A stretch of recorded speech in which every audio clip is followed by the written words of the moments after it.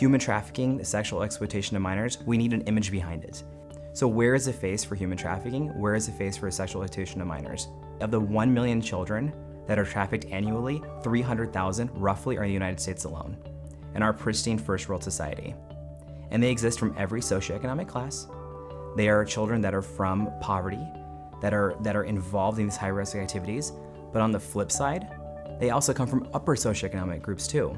You can log on right now and you can read on UNICEF, the Polaris Project, Seattle Against Slavery, and read plenty of stories directly from parents or from loved ones that said, I had no idea that my child was at risk for this. We had this subtext that prostitution means that I chose this, and I am cognizantly going out on the street and doing this as a form to make money, because that's not always the case. You know, kids are at risk for being manipulated, and they're at risk for using prostitution or being forced into it as a form of identity, as a form of safety. What if my safest place to go is to go to a pimp's house and actually have him say he loves me, pay you money, and give you a form to be employed?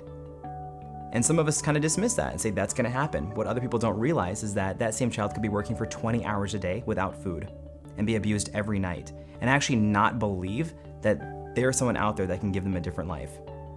And I think the huge problem here is that it's clandestine. And it kind of exists in this small margin of society that we don't want to peer ourselves to because the media won't go there. Children that are abused, children that are captive, children that are sexually exploited at some point in time may have to see a medical provider.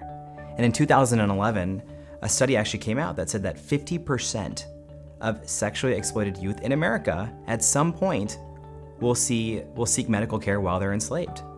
I think healthcare providers at all ends of the spectrum, from physician to firefighter to school nurse, have the ability to be a first responder. We are the first line of screening for these kids. We might be their only hope.